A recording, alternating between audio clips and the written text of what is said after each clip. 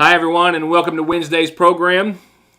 Happy Groundhog Day. That might be a touchy subject.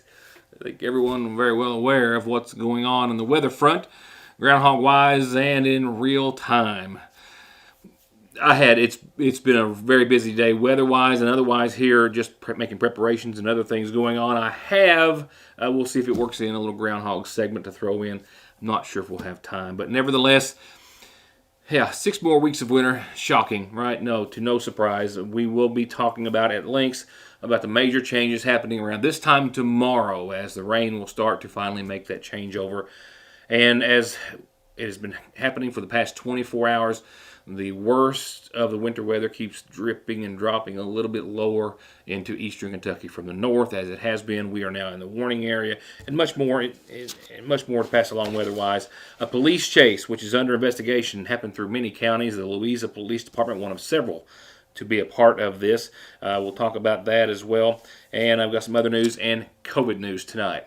Today's numbers from the Montgomery County Health Department actually, with still 2 days left to go in counting, but with today's numbers, we are right now at this time higher than last week's record-setting week was at this time. Some other COVID tidbits to pass along to you this evening as well, and most undoubtedly we will spend a few minutes talking about your weather forecast at the latter part of the program. Governor Beshear has this week announced over nearly $1.4 million through a bipartisan infrastructure law that's been made available for Kentucky, which will create jobs and at the same time go to clean up thousands, ultimately, of orphaned oil and gas wells all across the Commonwealth. The state of Kentucky is actually one of over 25 that applied to the Department of Interior's funding to clean up thousands of orphaned, just left behind and long forgotten, covered up by brush and the like, oil and gas wells. Kentucky actually got the 8th highest amount among all of those states. The Division of Oil and Gas has been trying to plug off priority orphan wells since the early 80s. Over 4,100 have since been done so and plugged, but there are currently over 14,000 documented orphan wells just in the state of Kentucky. And new ones are discovered on a normal, regular basis through folks investigating or strolling on their own property, hunting, or the like, as well as inspections by division personnel. 14,000 orphaned oil and gas wells in Kentucky. That's a big number. State Police, Post 14 out of Ashland, the Louisa Police Department. The list of those who helped respond is lengthy, and right now a man remains jailed, a juvenile facing charges after what started out as a home invasion in Johnson County.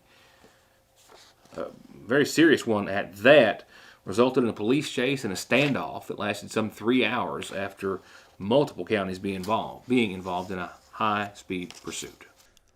All this followed an armed robbery that took place in Paintsville over the latter part of the weekend. This is some video of the chase in Ashland captured by Lexi Deanne Abrams and Jimmy Abrams.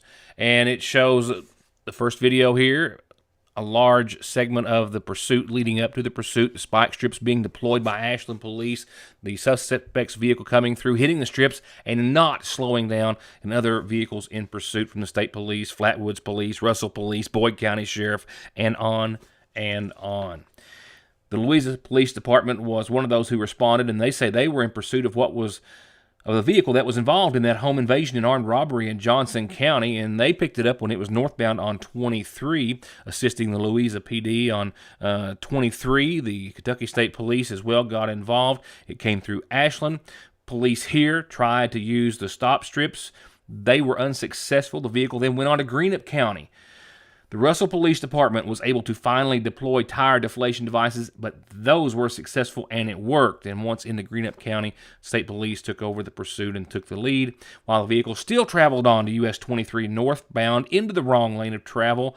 Speeds at times reached over 90 miles an hour or so. Finally, authorities were able to put the vehicle out of service, and once the vehicle got stopped, there were 2 people inside. One was a male identified as Jared Hall, a female juvenile. They were ordered out of the vehicle, but they refused There was a standoff. It took place for 3 hours before they finally complied with police and exited the vehicle.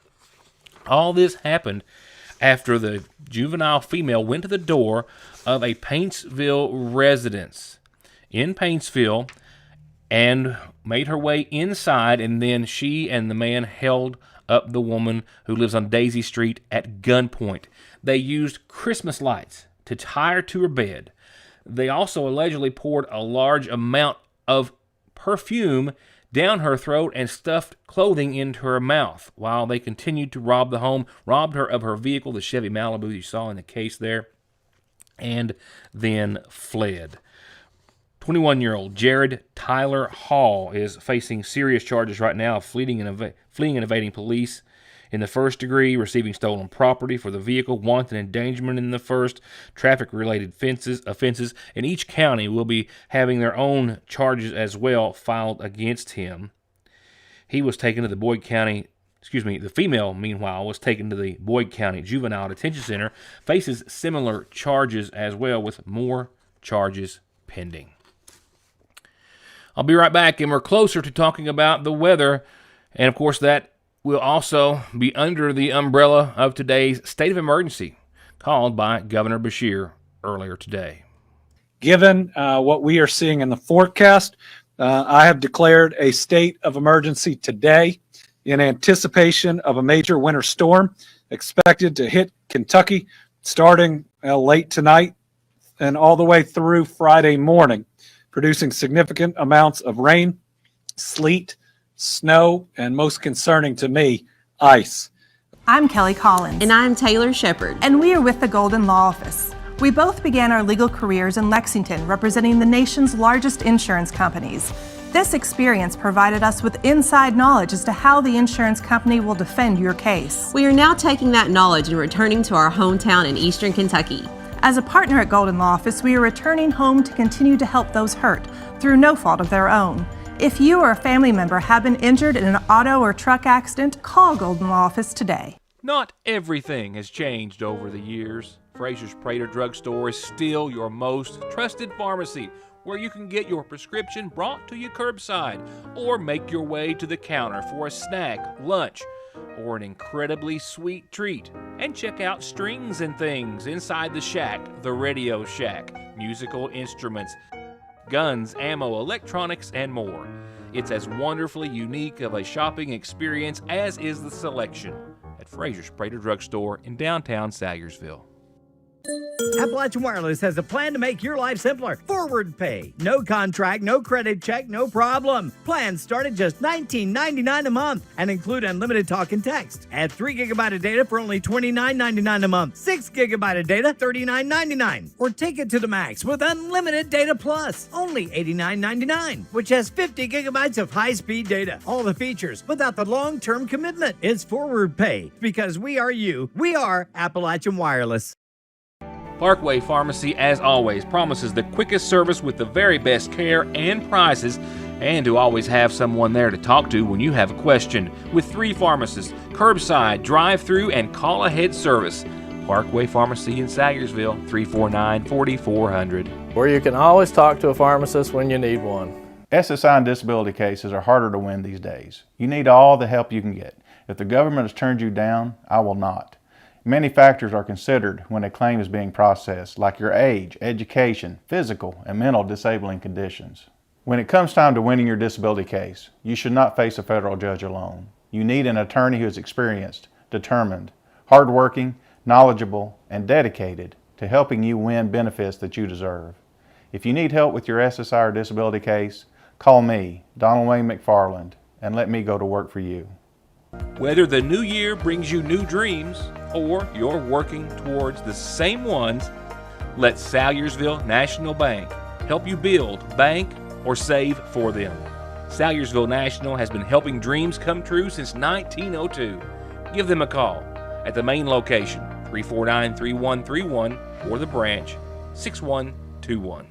The more time goes by, the more we are able to learn about COVID-19, the many variants, now subvariants as we have learned, and there's been some interesting studies that have been released this week, and just a quick summation of a few of those will follow the announcement that Pfizer and BioNTech have asked federal regulators to authorize Pfizer's vaccine for kids as young as 6 months. They're seeking an emergency authorization from the FDA, a 3-dose regimen for kids under 5, which they believe will likely be recommended. This, of course, in addition to Pfizer's already available vaccine for 5 to 11-year-olds. And the 4th shot of any COVID vaccine may be of big help to those who are immunocompromised, but for everyone else, maybe not so much. There is evidence out there and studies being done that support data that giving a 4th dose of a vaccine to someone with a weakened immune system has a positive effect for them. However, for just everyday healthy Americans, not so much. A 3rd dose of Pfizer or Moderna has been very effective at preventing severe disease from the Omicron. The CDC, however, now says that they have authorized a 4th dose at least 5 months after the 3rd for anyone who has immunocompromised conditions, cancer patients, those who have had an organ transplant or the like. They have not said whether or not they will consider allowing healthy individuals get that 4th shot. Right now it doesn't appear as though that's on the table. And some other data out there that says that booster shots are superior as it can be to help keep you safe and healthy. New data from the CDC says that their investigative processes indicate that the divide or difference in protection between COVID-19 booster shots and the 2 vaccine doses is significant. New studies published this week by the CDC says that they found people who got their COVID-19 booster after a single dose of Johnson & Johnson or 2 doses of the other 2 had greater protection against infection and hospitalization over the past few months. Back in December, when Delta was the main and predominant variant, studies indicated that unvaccinated people had 4 times the rate of infection and 13 times the rate of being hospitalized as those who were fully vaccinated without boosters. Those who were vaccinated and had boosters, however, well, unvaccinated people had a 12 times higher rate of infection than those folks and an 83 times higher rate or chance of being in the hospital compared to those who had gotten their booster. And as well for the Omicron, by the way, that same pattern, that same ratio, almost down to the percentage, pretty much stayed the same. Now we've got a subvariant. Variants, now subvariants. Omicron BA2, as we have come to learn in the past couple of days. It has been determined that it is faster spreading than the regular Omicron, which is of course the primary variant across the entire nation and world for that matter. Unvaccinated people are at the highest risk of both catching and passing this subvariant, and fully vaccinated and boosted people are also more likely to get the subvariant of Omicron than the first Omicron, but they were less likely to transmit the disease than others.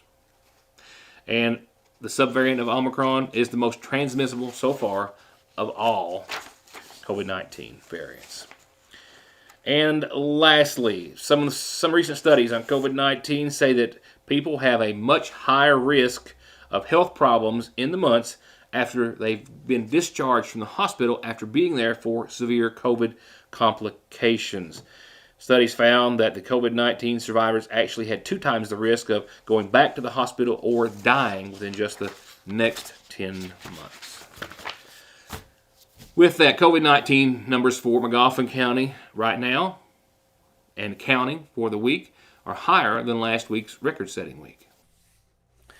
Last Tuesday, we had 68 cases. That set a new single-day record for McGoffin County.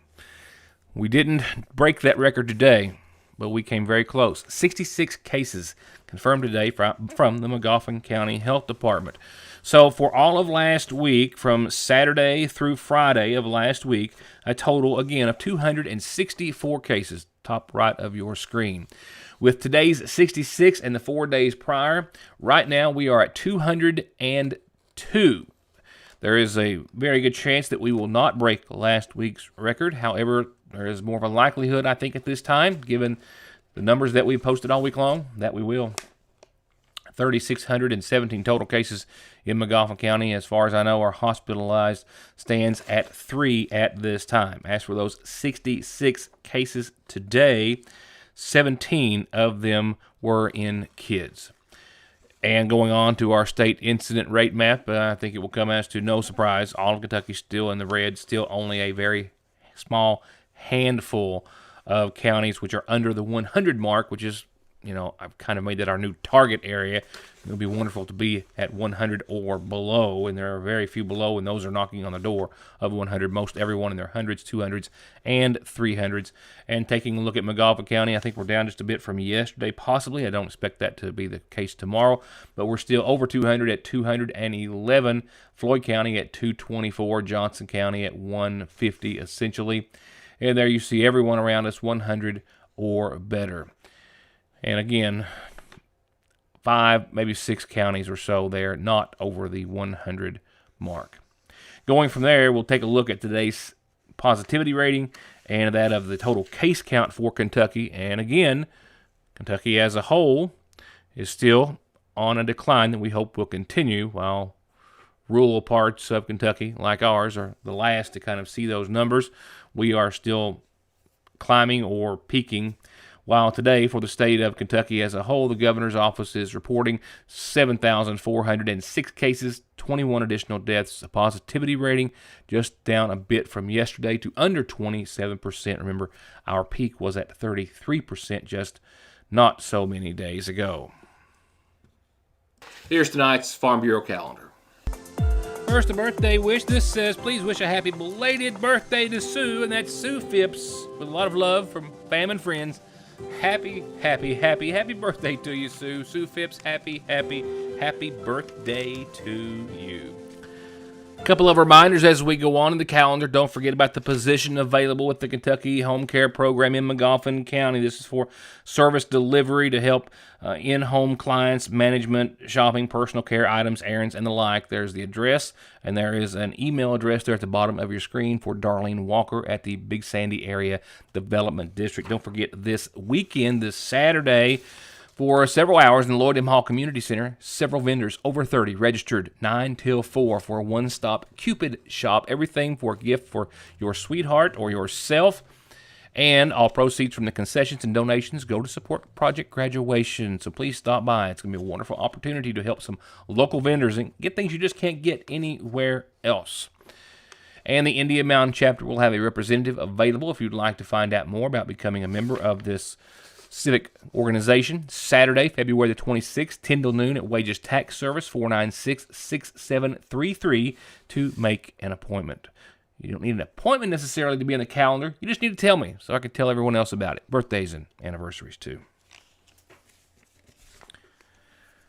Going on to obituaries brought to you nightly by the McGoffin County Funeral Home. Steve Minix, Rodney Stephen. Steve Minix, 61 of Sagersville, passed away Monday at his home, survived by his wife, Dorothy Irene, sons Stephen Randall and Charles Richard, sister Cheryl Howard, and 3 grandkids. Services will start tomorrow afternoon at 1 from the McGoffin County Funeral Home. Visitation continues until 9 tonight. Services still set for Sunday afternoon at 1 for 88-year-old Oliver Charles Powers of Sagersville, who passed away Sunday, survived by his brother William Grant Powers, and sisters Phoeban Fitzgerald and Lorianne Hall. He is preceded in death by his brothers Ernest Powers and Paul Clayton Powers, and sisters Edith Powers, Sina Rose Conger, and Nellie Jane Kelly. Services 1 Sunday from the McGoffin County Funeral Home. Visitation Saturday after 5. And I'm told that arrangements are incomplete at this time, but to be announced soon through the Sagersville Funeral Home for 49-year-old Johnny Sizemore of East Mountain Parkway, who passed away yesterday at his home, the son of the late C.S. Johnny and Betty Jordan Sizemore. He's survived by his daughter Heather Nicole Sizemore and sisters Jenny Hampton and Helen Sizemore Carroll, as well as Joyce Cole. Again, arrangements to be announced soon through the Sagersville Funeral Home.